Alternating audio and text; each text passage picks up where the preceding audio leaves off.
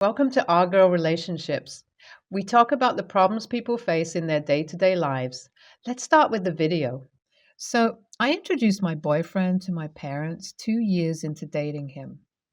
I knew my parents were very judgmental as I had the privilege of growing up in a rich family that values outer appearances more than inner happiness and peace. I was a bit of an oddball in our family because I always went around doing whatever made me happy instead of following a path laid by my parents. But it was all good as long as I married well and made a career path for me that screams money just by the name of it. But I wasn't as enthusiastic about my studies or didn't really have a dream to realize. I went to business school and always planned on taking up a job at my dad's real estate firm. And that's exactly what I ended up doing. But the thing is, I ended up falling in love with this guy I met at a friend's party. It was after our graduation, and he came to pick her up. As my house was on the way, he dropped me off too. I actually liked him and hit on him with my friend's help. At first, I thought it wouldn't really work out and there's no harm in just dating. But surprisingly, we fit together well, and I didn't even realize when I got so serious about our relationship. Only problem here was that he worked as a chef at a hotel, and he wasn't even the head chef. So I knew my dad was going to judge him super hard when I introduced him, and that's exactly what happened. In front of him, my dad pretended to be happy and like he liked him. But once everything was done, he called me and told me that he expected me to do better when it came to boys. But I wasn't fazed by his comments as I've always done whatever I wanted in life. It's not like he could do anything about who I dated. This was 3 years ago, and now I'm engaged to the very same guy. Now, we've always been very private about our lives, and not many people even knew that we were dating. When we talked about the wedding guest list, it only included our families and a few close friends. In total, the guest list didn't cross over 25 people. Everything was ready, and we even printed out the invitations. But my parents refused to come to the wedding. My dad said that he does not approve of me marrying a guy that is not in my status, let alone my dad's status as the CEO of a realtor firm. I told him it's not fair to judge someone based on what they are now. He's a chef, and maybe one day he might be the owner of a bunch of five-star restaurants. After all, we were still 26 and have a long life ahead. But my parents, especially my dad, were firm about their decision and didn't want me to marry the guy or come to my wedding. When I told my boyfriend about it, he said that if that's their last decision, then we can't really do anything. We cannot beg them for their support, and we'll just have to be happy with the two of us and our love. It was a sad thing for me because even though I've been a rebel all my life, I really loved my parents and had a very close bond with them. I couldn't even imagine walking down the aisle without my dad. Every time I thought about it, I started crying. One night, when we were just casually talking, I jokingly told my boyfriend that we should just elope so we wouldn't have to worry about my parents not being there or my dad walking me down the aisle. It was a joke for me, but he got really serious. He said, "Why not just do it? After all, he only has a mom and a brother, while the only person coming from my family was my sister." We didn't really care what our friends thought about us eloping and canceling the wedding plan, and we could always throw a reception to celebrate the occasion with them all. So in the end, we decided to just go with it and elope. Last week, I was all ready to go to Vegas with him. We thought if we were going to do it, we should do it in style. So we booked a suite at the Bellagio and got all ready and excited. We sent messages to everyone who was invited that there wouldn't be a wedding in a week. I only told my sister that the reason the wedding was canceled was because we decided to just get married in Vegas. But on the day when we were about to fly out, I got a text from my sister, and she told me to come home because Dad was furious. And he said he's going to disown me and cut me off completely if I married that guy. She also said that he was going to take away my current job and leave me to be. I couldn't believe he would go to such lengths just to get me to break off my relationship. There have been many times when we fought over what I did, but he never took steps that were this extreme. So I told my boyfriend that I had to go and talk to him before he took away my livelihood, and then I rushed home, only to find out that my dad wasn't even there. When I asked my sister where he was, she said he's at his office. So I was about to leave home to go to his office when my sister said I shouldn't go. I asked her what she meant, and she said that what she said in the text was a lie. She said that it was the only way for her to stop me from making a mistake. She said that Dad isn't going to cut me off completely, and he's starting to come around. But Mom wasn't pleased with her son-in-law, and she was the one who asked my sister to send that text. I couldn't believe it. Not only my sister lied to me about something so big, my mom, who has never once expressed her opinion so strongly, was the one scheming. I got so mad that I went to my mother and shouted at her. I told her she has no right to decide who I love and marry, and if she's so ashamed of my choices, she should stop telling people I'm her daughter. I barely controlled myself from breaking stuff. I said so many bad things that my mother was almost reduced to tears.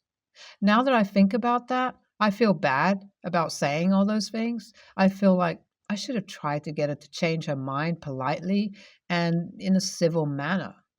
I'm feeling very conflicted right now. Am I the a-hole here, or is my mother the a-hole? Is her concern valid or not? Does she really have a say in my life just because she gave birth to me? So I read through the replies of everyone who commented on my post, and I know a lot of you think I'm an entitled child who hasn't matured enough to understand what's important. I just say that I was lucky my parents worked hard to give me a life that was privileged for you all, but that doesn't mean I don't have feelings or problems of my own, and people who are judging me can take their opinion elsewhere. Secondly, those of you who genuinely understand my situation and gave me advice, thanks a lot. I thought a lot about what you all said, and I also think that our matter could be solved if I could just be honest about my boundaries with my parents.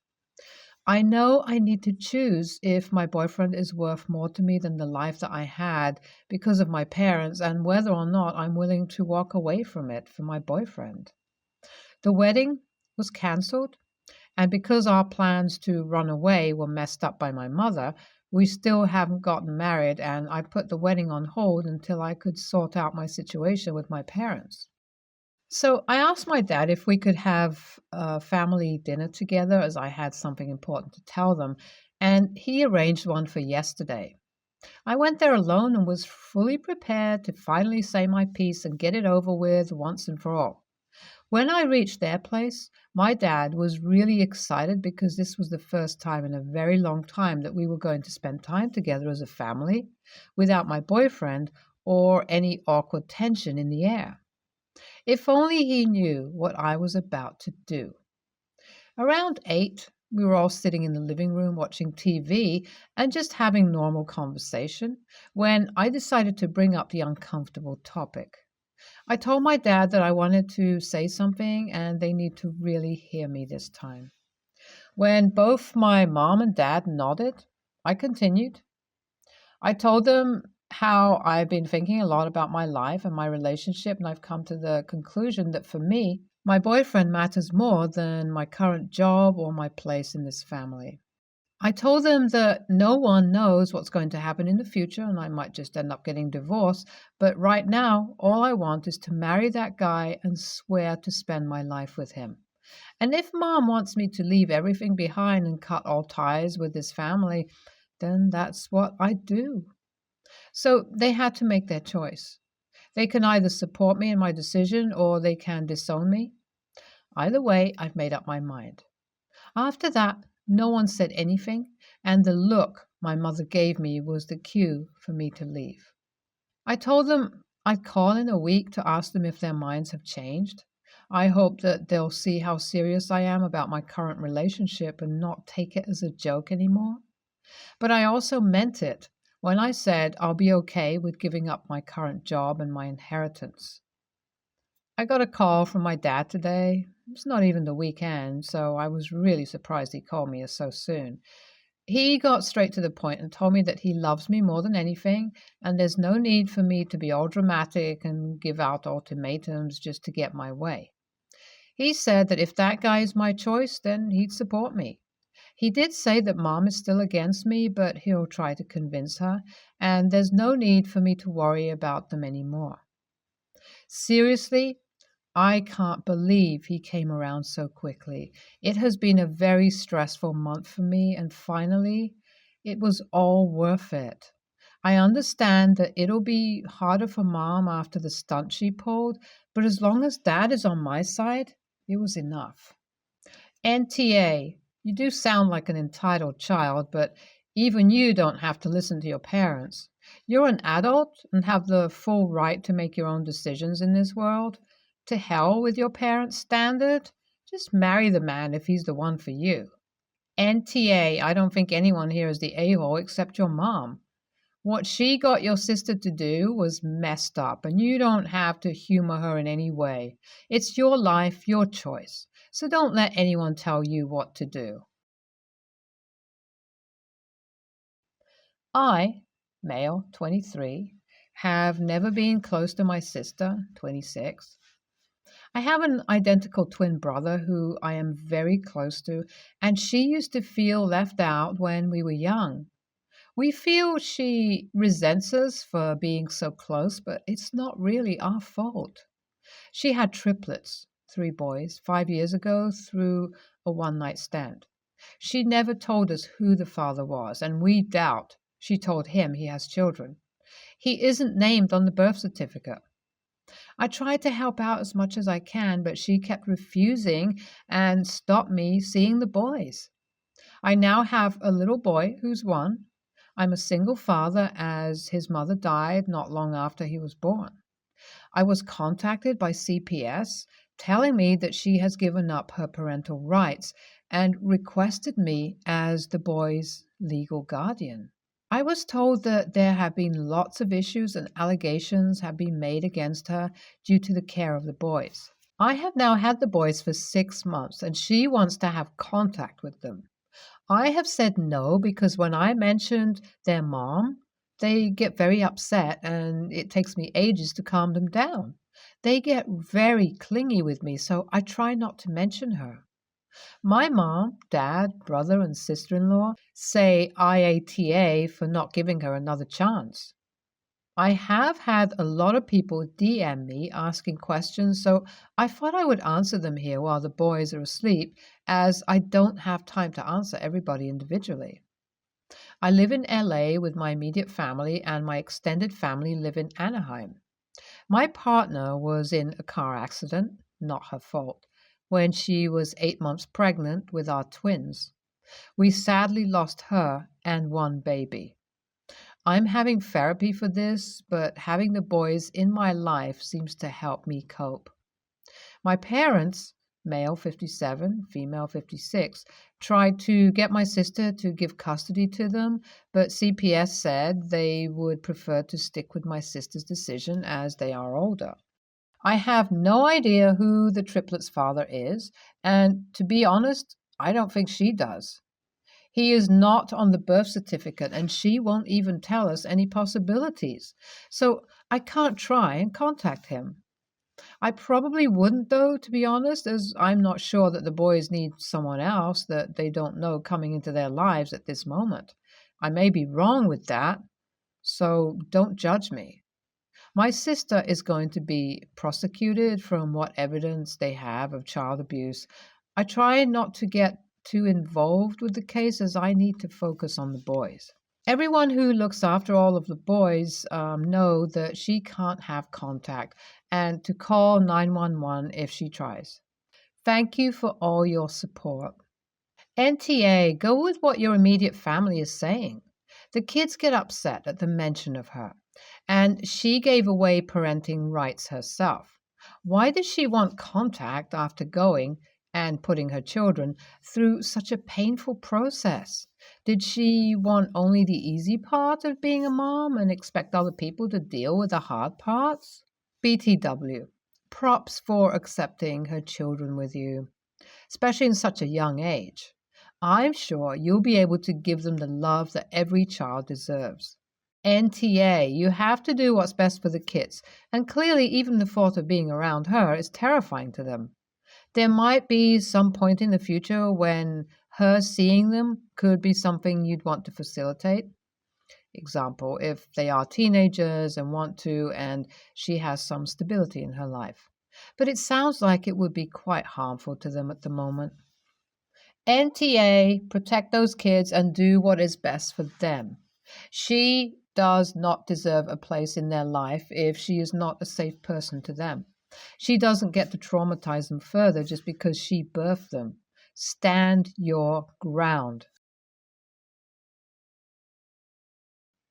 I, 29, female, have been married to my husband, 29, for 2 years. He has a 7-year-old daughter from a previous relationship, and we also have an 11-month-old daughter together. My husband and his ex aren't on good terms because she's very controlling and a bit crazy. I, therefore, have never had contact with her. I've never spoken to her and don't have her contact info. Everything regarding his daughter goes through email or his attorney. I'm Afro-Caribbean. My husband and his daughter are white. I often braid my 11-month-old's hair with beads on the end of her hair. My stepdaughter had been constantly asking if she could have the same hairstyle as her sister. I told her no every time, but last Thursday, she told me she wanted beads like her sister, so they could be real sisters. It really touched my heart and didn't want her to feel left out. I braided 2 front pieces of her hair. She's beaming with joy. It made her absolutely ecstatic to finally have her sister's hairstyle. I wanted to take the braids out before she went back to her mom, but she refused and became very upset. My husband told me it was okay, and her mother will take it out. Her mother was not okay with me braiding her hair, and we received an angry email from her. In the email, she wrote that she had to cut off her hair because she couldn't take the beads out. She also threatened to call CPS on us and take full custody. I feel really guilty for braiding her hair. Her mother cut her hair, and it's my fault. Should have never braided her hair without her mom's permission. She probably doesn't know how to take out these type of hairstyles, and I should have known that. On the other hand, I couldn't force her to take them out. It, of course, also would have sucked if I took out the braids against her will. I feel really sorry for her and my husband. They absolutely don't deserve to go through this again. AITA? NTA, her mother did not have to cut her hair. A simple Google search or an email to you, which she clearly is fine with, would have given her everything she needed to resolve the situation. Another option would have been to just leave the braids in. She's creating drama where there doesn't need to be any because of her bruised ego. I feel very bad for your stepdaughter that her mother can't see past her own feelings for the good of her child. NTA, she cut her child's hair because she wanted to fight with her ex-husband and her husband's new partner. Even if the braids were hard to take off, does she live like a cave person that she has no access to the internet? Could she not have called you to ask, or could she not have called her child's father to ask? This person is someone who uses her child as a tool to make her ex-husband's life miserable, simply because she is no longer in his life. Let her call CPS. They will take her child away from her for cutting her hair, for trying to use her as a weapon against her father. She is bluffing. A good parent cares about their child. She is talking with her hurt ego as a woman because she no longer has this man in her life. Don't think too much about it. Talk to your husband, and if necessary, get a good lawyer. Your stepdaughter was vocal enough to ask for braids. She can say what happened. Also, there is no doubt her mother is telling her your child is not her real sibling. Assure her that they are real sisters. Would there be a possible racist undertone to this as well? Just make sure that she is okay and really give her love and communicate a lot with your husband about this, because you never know with people that are bitter about things they cannot have. This has nothing to do with you or the child. It has more to do with her and her ex-husband. NTA, you were bonding with your stepdaughter as well as helping her bond with her 11-month sister too. The stepdaughter chose and asked for the braid, and equally, the ex could have reached out to you through email and asked how to take it out. Or Googled it, rather than going to such drastic measures. It seems like she has just kicked off for the sake of causing drama, IMO.